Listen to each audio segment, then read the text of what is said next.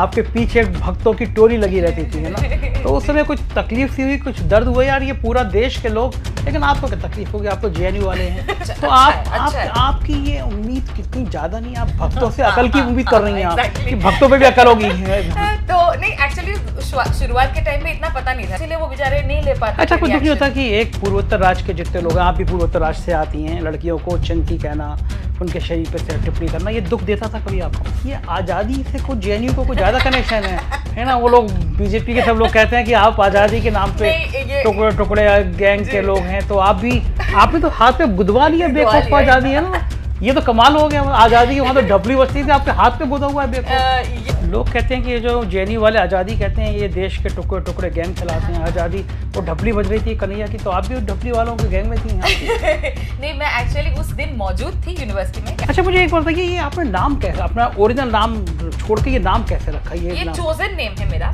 सरकार आप जैसे लोगों की आवाज़ बंद करना चाहती है, जो यूट्यूबर है ये मान रही है सरकार की, इस जो सरकार को बहुमत नहीं मिला उसकी वजह आप जैसे लोग हैं जिन्होंने कबाड़ा कर, आपका भी बहुत बड़ा हाथ है इसमें। ये मतलब इमरजेंसी का भी बाप है, क्योंकि किसी की अभिव्यक्ति की आज़ादी खत्म हो जाएगी। यूट्यूब पे कुछ सुनाई नहीं पड़ता, हम लोग कुछ बोल नहीं सकते, मतलब हम लोग जैसे आपने कोई भी, तो बल्कि ये जिन यूट्यूबर्स की बात कर रहा है वो सारे के सारे चला रहे थे कि भारत में हिंदू मुसलमान भाई जब तक नहीं है, ये भाईचारा नहीं है, इन सारे यूट्यूबर्स ने ये चला रखा है। उन लोगों ने चला रखा तो नहीं, नफरत की दीवार और मुसलमान बढ़ जाएंगे तो क्या होगा, तो पता चल जाएगा देश को कौन तोड़ना चाह रहा है। एक फेक किसका नैरेटिव है। एग्जैक्टली, मतलब टुकड़े टुकड़े गैंग ओरिजिनली कौन सा है वो टुकड़े टुकड़े गैंग?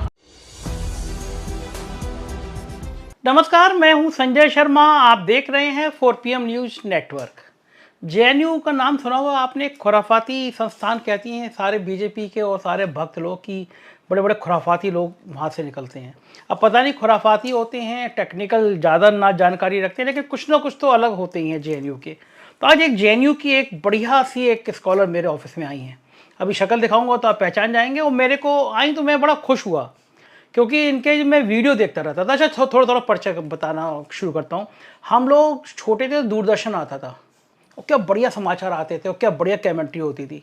फिर इन मोहतरमा कहता रहा हूँ आपको, इन मोहतरमा ने दूरदर्शन का नाम दूरदर्शन कर दिया और प्रोग्राम देना शुरू किया, तो ऐसी ऐसी मिर्ची लगी कि पूरी दुनिया में इनका नाम डंका बज गया, भारत में और भारत के बाहर दूरदर्शन देखने लगे लोग। और मैंने जब पहली बार देखा तो बिल्कुल भौचक्का होकर मैंने इसको 5 बार सुना। मैंने कहा कोई इंसान इतनी बढ़िया प्रस्तुति कैसे कर सकता है। तो मैं अब ज़्यादा बातें तो इनके मुंह से सुलवाऊंगा। डॉक्टर मेडू साहब मेरे ऑफिस में है। डॉक्टर साहब पहली बार देखा ना दूरदर्शन तो शॉक्ड हो गया मैंने, मुझे लगा कि इतनी बढ़िया भाव भंगमा के साथ ये आइडिया आया कैसे, दूरदर्शन को आपने दूरदर्शन में बदल दिया? क्योंकि उस समय में दुख के दर्शन बहुत ज़्यादा हो भी रहे थे, और मैंने अपने कंटेंट, मैंने अपने वीडियोस, अपना जो सटायर व्यंग्य है उसको बनाना शुरू ही किया था। एक बहुत ही एक पर्सनल एक जगह से उसकी उत्पत्ति हुई थी। मैं बहुत दुखी थी कोविड के समय में। एक अपना प्रिविलेज होता है हर इंसान का, तो मेरी एक प्रिविलेज, मेरे पास जो प्रिविलेज है मेरा विभिन्न कारणों से, जो भी मेरा प्रिविलेज है, मेरे एजुकेशन की वजह से, माँ बाप की वजह से, अभी फिलहाल मेरे हस्बैंड की वजह से। बहुत पढ़ी लिखी हो ना आप तो, डॉक्टर है ना। जी, बहुत पढ़ी लिखी का देखने में नहीं लगता कि आप डॉक्टर टाइप की होगी। डॉक्टर टाइप के लोग जेएनयू के थोड़े वैसे हो जाते ना।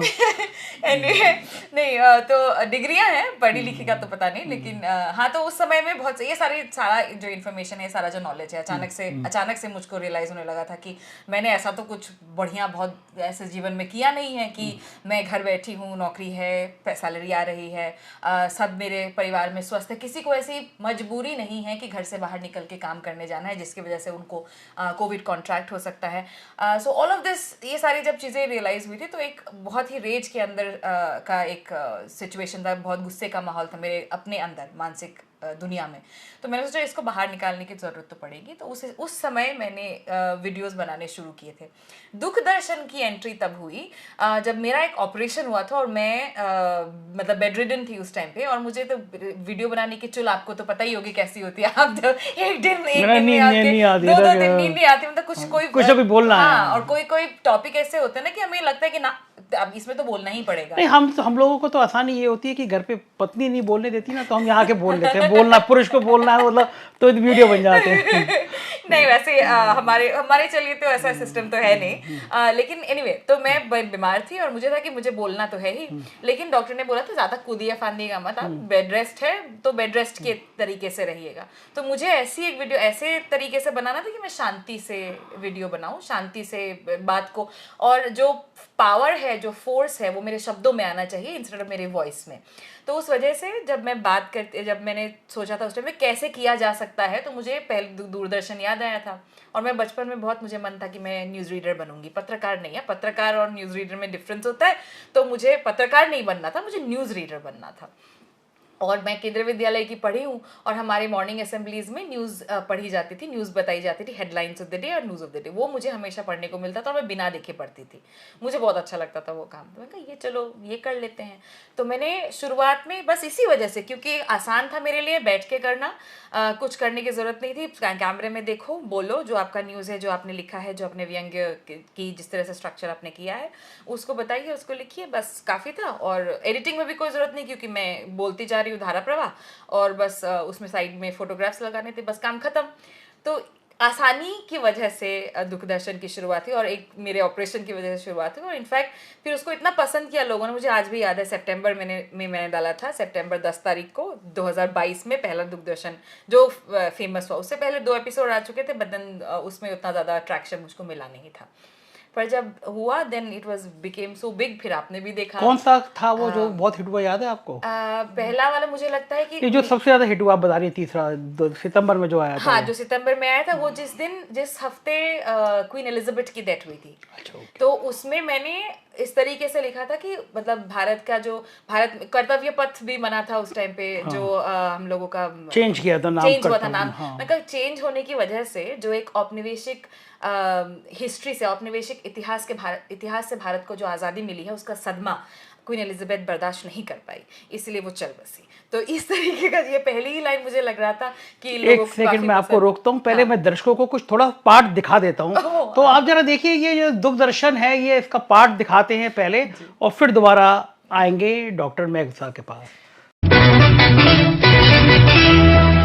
पेश है सप्ताह के मुख्य समाचार। ब्रिटेन के महारानी और राष्ट्रीय स्वयंसेवक संघ की पदेन प्रमुख क्वीन एलिजाबेथ II का पिछले हफ्ते निधन हो गया। बताया जा रहा है कि राजपथ का नाम बदलकर कर्तव्य पथ रखने से हुए भारत के औपनिवेशिक इतिहास की समाप्ति का सदमा एलिजाबेथ बर्दाश्त नहीं कर पाई। प्रधानमंत्री नरेंद्र मोदी ने अपने शोक संदेश में महारानी से उनके पुराने संबंध याद किए और बताया कैसे उनकी दी हुई चाय पत्ती के पैकेट से उन्होंने अपनी टपरी का उद्घाटन किया था। महारानी 96 वर्ष की थी। भारत जोड़ो यात्रा कर रहे विपक्ष के आला नेता राहुल गांधी से कल ट्विटर के 2 रुपीज पीपल उनकी 41,000 की बुशर्ट को लेकर काफी नाराज रहे। उनका कहना था कि अगर श्री गांधी ने बर्बरी की बुशर्ट पहनने की बजाय सोने के धागों से जरी करवाकर राहुल राजीव गांधी लिखी मेड इन इंडिया बुशर्ट पहनी होती तो भारत विश्व भुखमरी सूचकांक में 116 देशों में 101वें स्थान पर नहीं आता। एक भव्य समारोह में कल प्रधानमंत्री श्री नरेंद्र मोदी द्वारा राजधानी नई दिल्ली में सेंट्रल विस्टा परिसर का लोकार्पण किया गया। इस अवसर पर पद्मश्री कंगना रनावत द्वारा देश को दिए गए इतिहास के पाठ के लिए उन्हें यूनेस्को द्वारा बेस्ट हिस्टोरियन का रोमिला थापर पुरस्कार दिया जा रहा है। पुरस्कार का नाम रोमिला की जगह रामीला न होने से नाखुश पद्मश्री रनावत ने यूनेस्को पर कानूनी कार्रवाई की धमकी दी है और कहा है कि चूंकि अब विश्व में वो अकेली क्वीन है, कोहिनूर से नीचे नहीं मानेंगी। केरल के पत्रकार सिद्दीक कपन को कल 711 दिन के कारावास के बाद बेल पर रिहा किया गया। सूत्रों के अनुसार अमित शाह के पूर्व वकील न्यायाधीश यू ललित के इस फैसले को सुनकर न्याय की देवी ने अपने आंखों की पट्टी उतारकर निश्चित किया कि वह अभी भी भारत की अदालत में ही है या नहीं। मौके का फायदा उठाकर उमर खालिद ने उनका ध्यान आकर्षित करने की कोशिश की पर नाकाम रहे। गौरतलब है कि खालिद ने अब तक ना कोई माफीनामा लिखा है और ना ही वे ओजी प्रिजनर ऑफ अंडमान की तरह बुलबुल एयरलाइंस के सीएओ अर्थात चीफ अपॉलॉजी ऑफिसर है। अतः उनकी रिहाई में देरी की संभावना बताई जा रही है। अंत में एक जरूरी सूचना। कर्नाटक के बेंगलुरु शहर में बाढ़ के दौरान उनके एमपी तेजस्वी सूर्या लापता हैं। सूर्या की उम्र 31 साल, रंगे हुआ, कद 5 फुट 9 इंच है। आखिरी बार सूर्या को दिल्ली के मुख्यमंत्री श्री अरविंद केजरीवाल के घर पर आक्रमण करते नहीं देखा गया।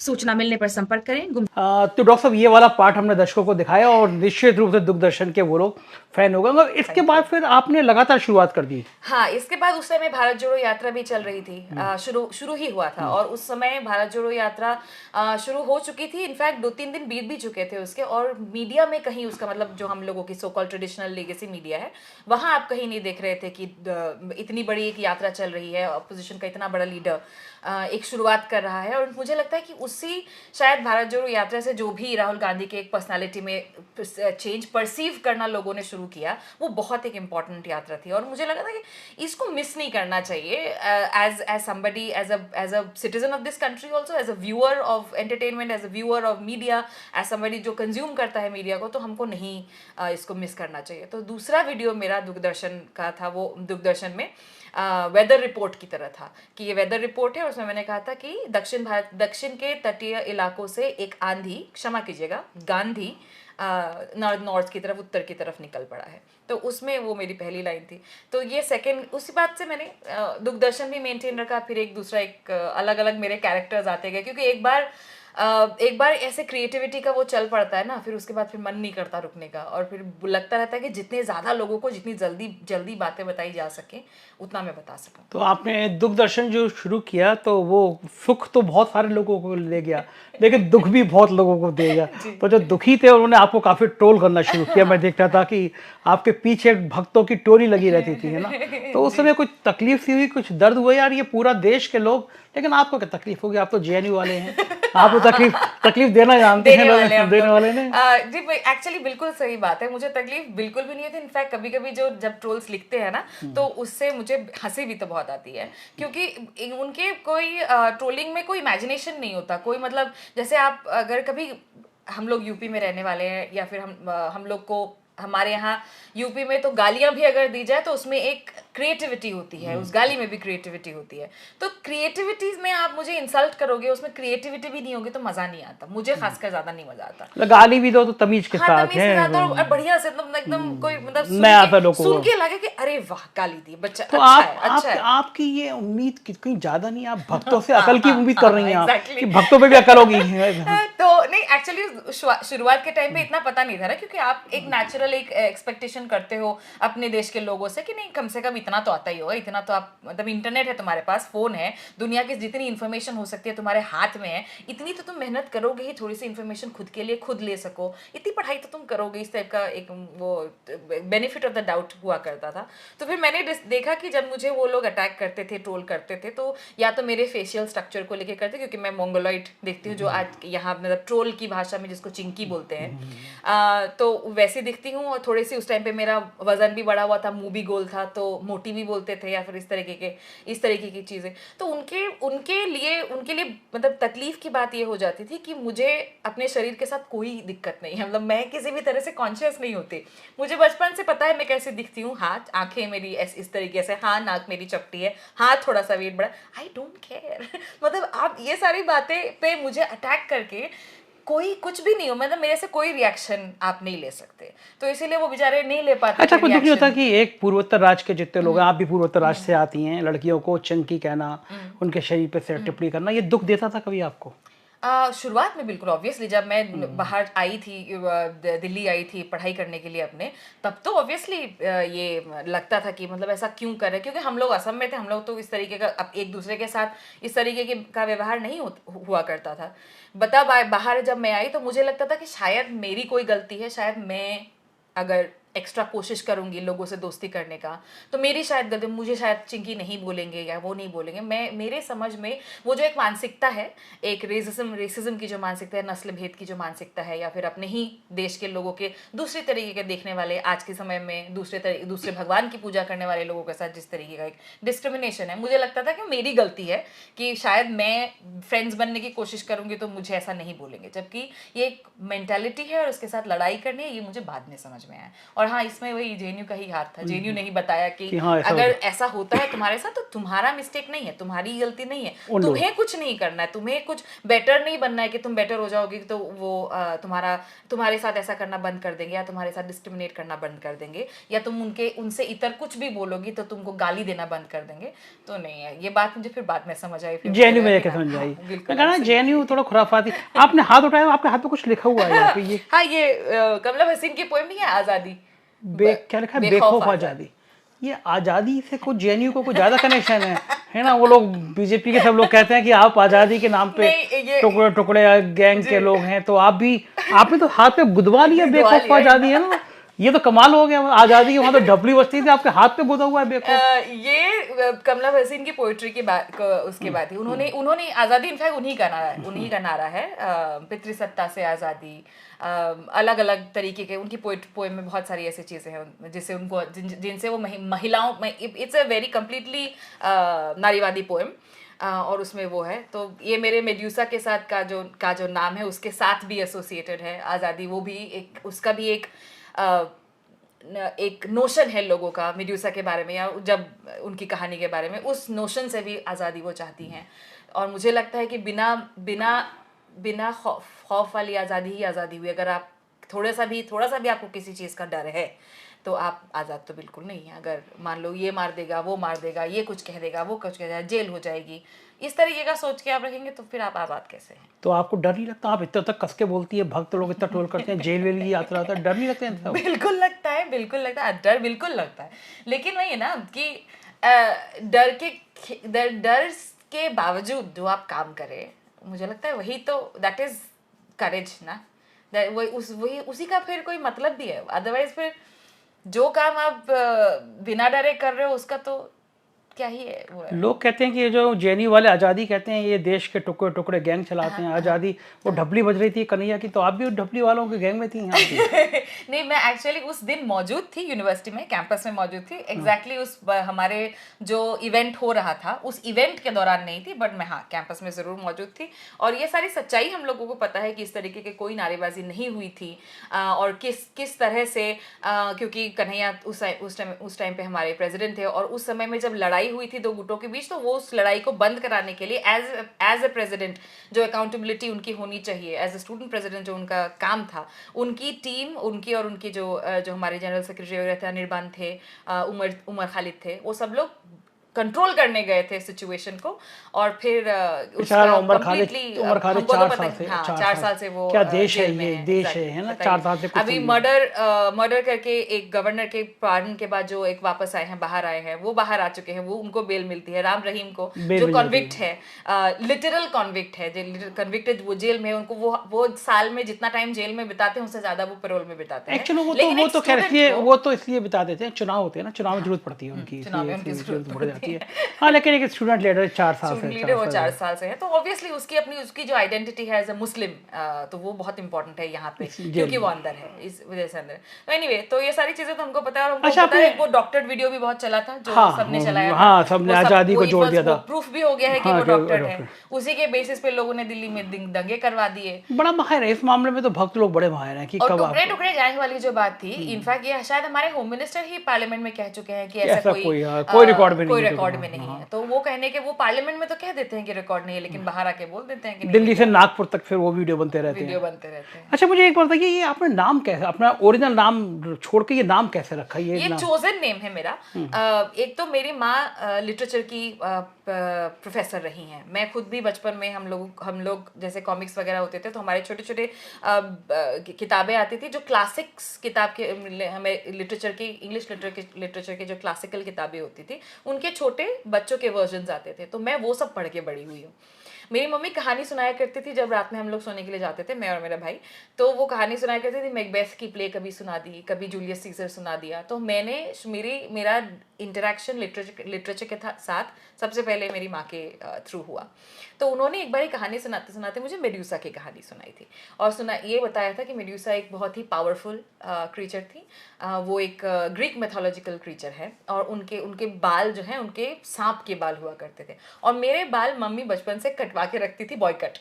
तो मुझे बहुत मन करता था कि मेरे बाल हों, और इस वजह, और मुझे उस टाइम पे जब मेड्यूसा की कहानी सुनाई थी तो मुझे लगा था मेरी मेड्यूसा जितने बाल होने चाहिए, एकदम सांप जैसे कर्ली कर्ली खुले रहें। अब बाद में जब कॉलेज में आके मैंने बाल लंबे किए तो लकीली मेरे बाल कर्ली निकले, लेकिन शुरुआत वहाँ से हुई। वो फैसिनेशन मेरा उस कैरेक्टर से कि उसकी जो पावर है, एंड देन उनका उसका पावर ये था कि वो किसी भी कोई भी उनकी आंखों में देख लेता था, स्पेसिफिकली मर्द उसकी आंखों में देख लेता, वो पत्थर बन जाता था, वो मूव नहीं कर पाता। मैं तो आपको देख के बात कर रहा हूँ।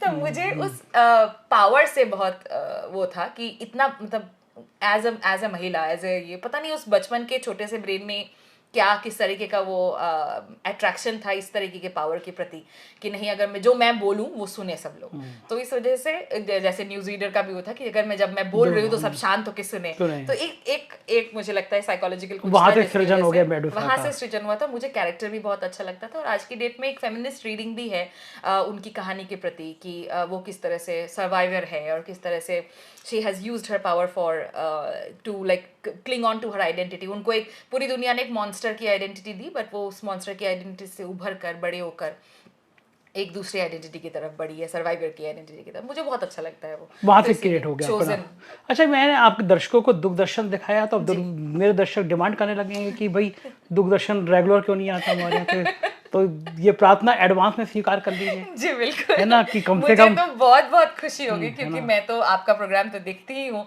और प्लस 4 PM के जैसे आप लोग के मयूर जानी जी हैं, तो उनके साथ भी मेरे कई प्रोग्राम हुए हैं, बहुत अच्छा भी लगता है उनसे बात करके। तो मेरी तो खुशकिस्मती होगी सर कि अगर तो आपका अनाउंस कर दे रहे हैं। तो फिर ये आज हम दर्शकों को अनाउंस कर दे रहे हैं कि अब परमिशन लेके कि हर हफ्ते डॉक्टर मेडुसा का एक प्रोग्राम दूरदर्शन जो है वो कौन सा दिन रख दे फिर हम लोग, सैटरडे। तो ला लीजिए, कितनी बढ़िया घोषणा हो गई कि अब हर शनिवार को डॉक्टर मेडुसा 4 PM पे दूरदर्शन लेकर आएंगी। तो इनके, मुझे यकीन है कि इनके दूरदर्शन से दुखी और सुखी दोनों लोग होंगे, है ना। लेकिन डॉक्टर मेडुसा आजकल एक आप अच्छा काम कर रही हैं, मैं देख रहा हूँ 2-3 दिन से, और आपकी इस अभियान की सराहना पूरे देश में हो रही है। सरकार आप जैसे लोगों की आवाज़ बंद करना चाहती है। जो यूट्यूबर है ये मान रही है सरकार की, इस जो सरकार को बहुमत नहीं मिला उसकी वजह आप जैसे लोग हैं जिन्होंने कबाड़ा कर दिया। आपका भी बहुत बड़ा हाथ है इसमें। तो इन लोगों ने कबाड़ा कर दिया, माहौल खराब कर दिया। वरना सुधीर चौधरी, अंजना ओम कश्यप और उनका लियाकत तो भगवान जी की आरती करते रहते और भगवान जी को 350 पार पहुंचाते रहते, अगर आप लोग जैसे लोग नहीं होते 400 पार कर देते। तो सरकार एक बिल लाने की प्लानिंग कर रही है, आपने इसका विरोध किया, मैंने देखा कि आपके ट्विटर पे भी और आपका वीडियो भी था। क्या लगता है ये बिल ले आएगी सरकार, यूट्यूबर्स की आवाज़ बंद कर देगी? क्या साजिश है इसके पीछे और क्या कामयाब होना चाहिए हिंदुस्तान में लोकतंत्र के लिए? कितना बड़ा खतरा है ये बिल? मुझे तो जो शब्द का आपने इस्तेमाल किया ना, बहुत ही एकदम उपयुक्त और परफेक्ट शब्द है, साजिश। ये डेफिनेटली एक साजिश है, क्योंकि जैसा कि आप कह रहे हैं, आपका खुद का चैनल सर नंबर 1 पे है 4 PM, और दूसरे अदर चैनल्स भी हैं। अभिशार का भी चैनल है जो टोटल इनके सारे व्यूज़ मिला के एक महीने के आप लोगों के 200 मिलियन से ऊपर व्यूज़ जाते हैं। और आप अगर दूसरे यूट्यूब चैनल्स को कंपेयर करें जो इनके सरकारी यूट्यूब चैनल हैं, या फिर जैसे रूबिका लियाकत जी हुई, या उनके हुए अंजना ओम कश्यप हुए, सुधीर चौधरी हुए, इनके सबके अपने अपने, सुशांत सिन्हा हुए, इनका व्यूज है भी नहीं, इनके मिलियंस ऑफ सब्सक्राइबर्स हैं और कोई किसी तरीके का व्यू नहीं है। और इस बात का मलाल उनको है, और इस बात का मलाल रिकॉर्डेड है, क्योंकि पॉडकास्ट वगैरह में और ANI की स्मिता प्रकाश तो रो रही थी बैठ के कि वो रो रही थी, इन लोगों का इतना ज्यादा व्यू है। और इसका देखिए राइट विंग वाले जो जयपुर डायलॉग्स है वो 25 नंबर पे है, 27 नंबर पे है, कौन से नंबर पे, बताइए कैसे इतना है। और इनका एक पर्टिकुलर एटीट्यूड भी है ना, कि जैसे जो व्यूअरशिप है, इनको लगता है ऐसे आपके चैनल की है या फिर रवीश के चैनल की जो है, इनके व्यूअरशिप बहुत सब स्टैंडर्ड व्यूअरशिप है, ऐसा इनको लगता है। सो ये इतना एक फ्यूडलिस्टिक माइंडसेट है ना, कि मतलब हम ही बेटर हैं और ये लोग, ये देखने वाले जो है सब ये घटिया टाइप के लोग हैं। सो एनीवे, सो ऑब्वियसली ये साजिश है, क्योंकि इनको इनसे बर्दाश्त नहीं हो रहा कि एक ऑल्टरनेटिव मीडिया खड़ा हो रहा है। आपका चैनल कंपैरिजन में इतने सारे व्यूज अगर इकट्ठा कर पाता है, या फिर मेरा दूरदर्शन कोई अगर छोटे, मेरा तो बहुत छोटा चैनल है, 50,000 सब्सक्राइबर्स है, उसमें भी कॉपीराइट स्ट्राइक मार के लोगों ने बंद करा हुआ है। तो छोटे छोटे चैनल लोग देख रहे हैं।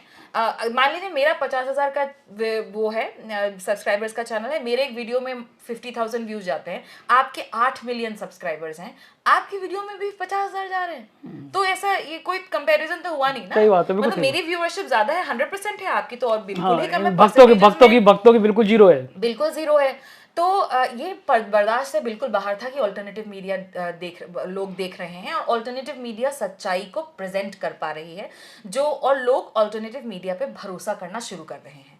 क्योंकि जिस तरह से आपकी वीडियोस हैं या विशाल के हैं, रवीश के हैं, लोग इस समय में मैंने मतलब इलेक्शन के पहले शुरुआत के 2 महीने इलेक्शन के 2 महीनों में मैंने कई बार मेट्रो में लोगों को देखा है वीडियोस देखते हुए आप लोगों की ऑल्टरनेटिव मीडिया के, और मुझे लग रहा था कि क्या कुछ बदल रहा है, ये समथिंग चेंजिंग। और वाकई में चेंज हुआ, जो हम लोगों को नजर आया, जो हम लोगों ने देखा रिजल्ट्स, इलेक्शन के रिजल्ट्स में, कि मोदी 3.0 से मोदी 240 पे अटक गए। तो इस वजह से इस तरीके का एक बिल, जो ब्रॉडकास्टिंग सर्विसेज रेगुलेशन बिल की बात हम लोग कर रहे हैं, उस तरीके का बिल वो ला रहे हैं, और इसमें शब्द में ही है रेगुलेशन। आपको रेगुलेट करना चाह रहे हैं, आप क्या बनाएंगे, आप क्या वीडियो डालेंगे, आप कैसे वीडियो डालेंगे, इस तरीके ये कंटेंट को रेगुलेट करने की एक इतनी घिनौनी साजिश रची जा रही है ना। इसमें अभी तक तो इनफैक्ट हम लोगों को पता भी नहीं है, क्योंकि राइट नाउ जो एक 2023 में बिल का एक कॉपी आई थी, उसमें ये लोग सो कॉल्ड चेंज कर रहे हैं, रिवाइज कर रहे हैं, जैसा कि अश्विनी वैष्णव जी ने उस दिन राज्यसभा में कहा। उन्होंने कहा पब्लिक डोमेन में है और पब्लिक से चर्चा की जा रही है। 5 मीटिंग्स हो चुके हैं, लेकिन सारे क्लोज डोर मीटिंग्स हुई हैं। उन सभी मीटिंग्स में ना जर्नलिस्ट रिप्रेजेंटेशन है, ना कंटेंट क्रिएटर जैसे हम लोग हैं, हमारा रिप्रेजेंटेशन है, ना किसी पब्लिक का रिप्रेजेंटेशन है। वो लोग यूट्यूब के सीईओ वगैरह से, मेटा के सीईओ वगैरह से, इंस्टाग्राम वगैरह के सीईओ से बात कर रहे हैं, इंटरमीडियरी से बात कर रहे हैं, जो जिन प्लेटफॉर्म्स पे हम लोग कंटेंट डाले हैं उनसे बात करें, उनको प्रेशराइज करने की कोशिश कर रहे हैं कि हमें कैसे रेगुलेट करें। लेकिन हम जो रेगुलेट होंगे, हम में से कोई रिप्रेजेंटेटिव वहां नहीं है। तो हमें प्रॉब्लम ये है कि ऐसी क्या चीज है जो हमसे छुपाई जा रही है। दूसरा ये कि जो उन मीटिंग्स में गया है उनसे अंडरटेकिंग साइन करवाई जा रही है। हिंदुस्तान टाइम्स का रिपोर्ट है, मैं अपने दिमाग से कहीं निकाल के नहीं कह रही हूँ। हिंदुस्तान टाइम्स के पास रिपोर्ट की कॉपी, मतलब बिल की ड्राफ्ट की कॉपी आई है। हिंदुस्तान टाइम्स का रिपोर्ट है कि जो लोग गए उनसे अंडरटेकिंग साइन करवाई जा रही है कि वो ये बिल की कॉपी कहीं आगे नहीं भेजेंगे। तो हमसे क्यों, आप एक तरफ चोरी किया, डर क्या है? किस बात का डर? आप एक तरफ संसद में कह रहे हो पब्लिक डोमेन में है, लेकिन पब्लिक का कोई वहां पे मौजूद नहीं है। आप जिनसे बात कर रहे हो वो दूसरे तरीके के स्टेक होल्डर्स हैं। हम जो मेन स्टेक होल्डर्स हैं वो वहां पे नहीं है, और दूसरे स्टेक होल्डर्स हैं विच इज योर व्यूअर। हम लोग क्रिएटर हैं, बट हमारे व्यूअर्स हैं, जो हमारे सब्सक्राइबर्स हैं, वो भी स्टेक होल्डर्स हैं, उनका भी कोई रिप्रेजेंटेशन वहां पर नहीं है। तो आप एग्जैक्टली छुपाना क्या चाहते हो? इसीलिए ये साजिश जो हो रही है ना, ये काफी भयंकर और बहुत डराने वाली साजिश है। क्योंकि जिस तरह से कृषि कानून पास किए गए थे, हम लोग ने देश में सबने देखा किसी तरीके का, आप बोलते रहते हो कि कृषकों से हम लोगों ने, फार्मर्स से हम लोगों ने कंसल्टेशन किया, लेकिन फार्मर्स आके खुद बोल रहे हैं कि नहीं भैया हमारे किससे कंसल्टेशन किया, बताओ किससे कंसल्टेशन किया, फिर नहीं किया। जिस तरह से कृषि कानून पास हुए, एकदम सुमड़ी में आपने जैसे तैसे करके आधी संसद को सस्पेंड करके, या फिर जो भी है, आपने मनी बिल लाके उसको पास कर दिया, राज्यसभा में जाने तक की जरूरत नहीं पड़ी। तो अभी फिलहाल राज्यसभा में कोई बहुमत नहीं है, लेकिन क्या गारंटी है कि ये ब्रॉडकास्ट बिल को मनी बिल तरह से इंट्रोड्यूस करके सिर्फ लोकसभा में पास नहीं करवाएंगे? उससे आपने डेमोक्रेटिक अधिकार जो है हमारा एज लोगों का, कि किसी भी बिल को, कोई भी बिल संसद में डिस्कस हो, उससे आपने हमको, वो भी आपने हमारा छीन लिया। फ्रीडम ऑफ एक्सप्रेशन और प्राइवेसी की बात तो छोड़ ही देते हैं, लेकिन जो डेमोक्रेटिक अधिकार है वो भी आप छीन रहे हैं ना। It's a very very dangerous bill. It is going to censorship का बाप मान लीजिए। ये मतलब इमरजेंसी का भी बाप है, क्योंकि किसी की अभिव्यक्ति की आजादी खत्म हो जाएगी।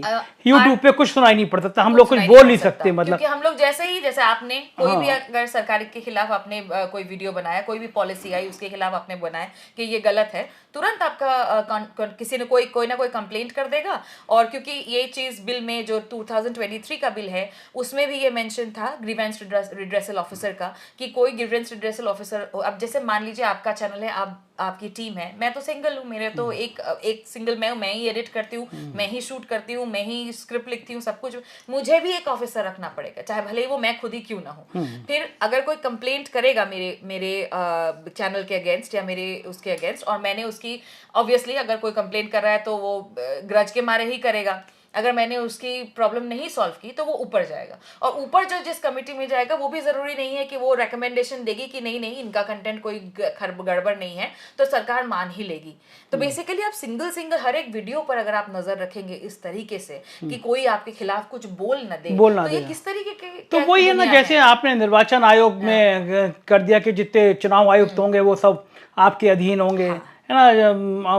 जितनी सदरता आयोग में है कि जो होगा वो आपकी सरकार के अधीन होगा। सरकार चाहती है कि यूट्यूबर भी जितने हों हाँ उनकी अभिव्यक्ति की आज़ादी खत्म कर दी जाए, उनको बोलने से रोक दिया बोलने से जाए रोक दिया कि बोलो तो केवल ये बोलो कि हमारे भगवान जी जो हैं वो बायोलॉजिकल नहीं है, नॉन बायोलॉजिकल है। न- और इनफैक्ट आपको पता है अभी कुछ दिनों पहले सुशांत सिन्हा एक आई डोंट नो कौन से चैनल में वो है पाठशाला चलाते हैं, वो ब्लैक बोर्ड लेके, हम लोग हमारे सर्कल में मजाक मजाक में उनको ब्लैक बोर्ड सिन्हा बोलते हैं। तो उन्होंने एक प्रोग्राम किया था, उनका एक वो है पॉडकास्ट जैसा कुछ एक है, उसमें एक आए थे अशोक श्रीवास्तव और एक आए थे प्रखर श्रीवास्तव। उनकी पिटाई भी हो गई थी अशोक श्रीवास्तव की, दूरदर्शन में है वो। हाँ, वो कुछ दोनों बोल रहे थे तो वही वहाँ पे। लोगों ने लाइव पिटाई भी कर दी थी तो उनकी। अशोक श्रीवास्तव का उनको लास्ट में उन्होंने बहुत दुख बनाया इस चीज का कि जो अल्टरनेटिव मीडिया है उन्होंने बहुत फेक नैरेटिव करने की शुरुआत करने की कोशिश की, जैसे आरक्षण खत्म हो जाएगा ये एक फेक नैरेटिव था अकॉर्डिंग टू देम, या फिर संविधान बदल जाएगा ये एक फेक नैरेटिव था अकॉर्डिंग टू देम। वो एक बार बार भूल जाते हैं कि संविधान बदलने वाली बात बीजेपी वाले ही लोग कर रहे थे।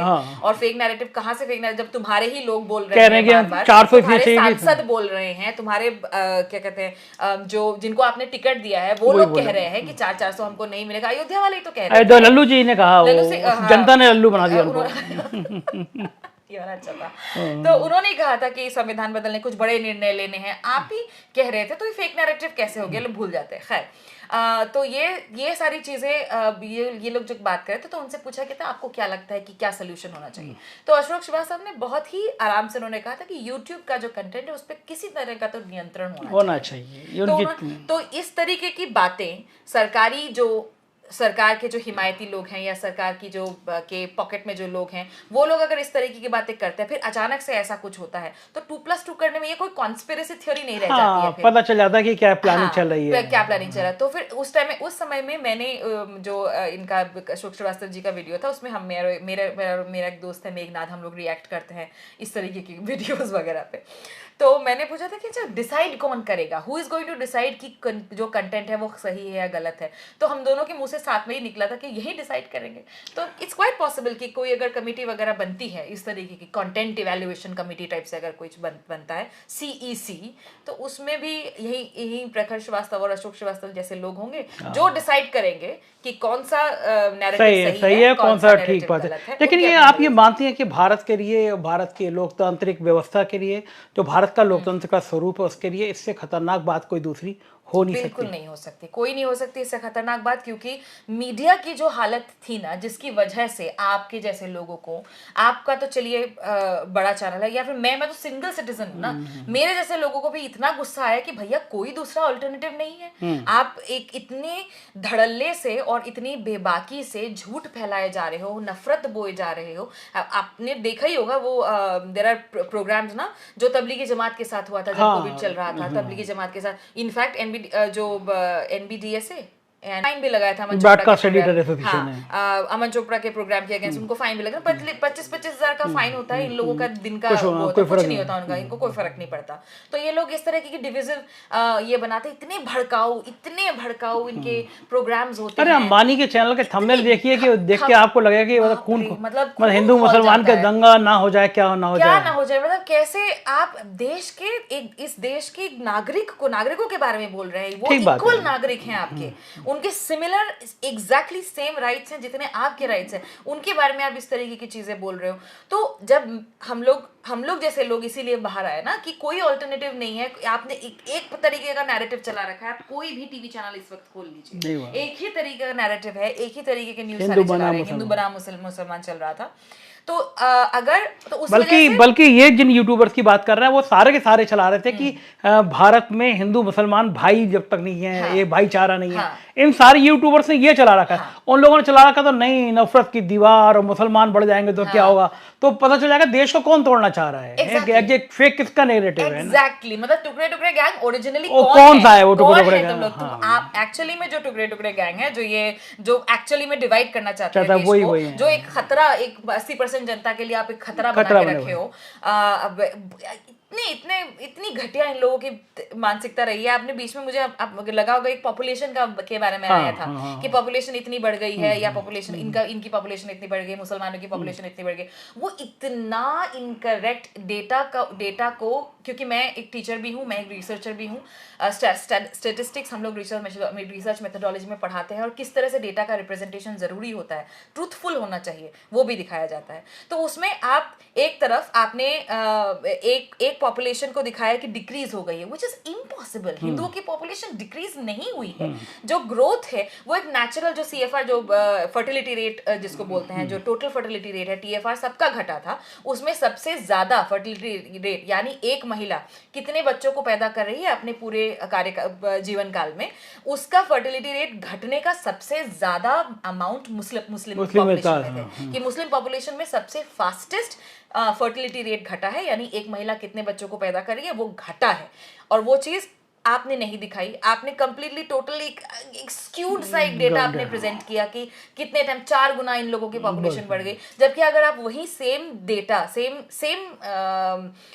सेम मेथोडोलॉजी अगर आप दूसरे धर्मों के साथ लगाते हैं, फॉर एग्जांपल बुद्धिस्ट 1500% बढ़े, तो आपने वो तो नहीं दिखाया, आपने इधर दिखा दिया कि 400% बढ़ गया या 4 गुना हो गया, आपने इधर नहीं दिखा कि 15 गुना बुद्धिस्ट पॉपुलेशन बढ़ गई है।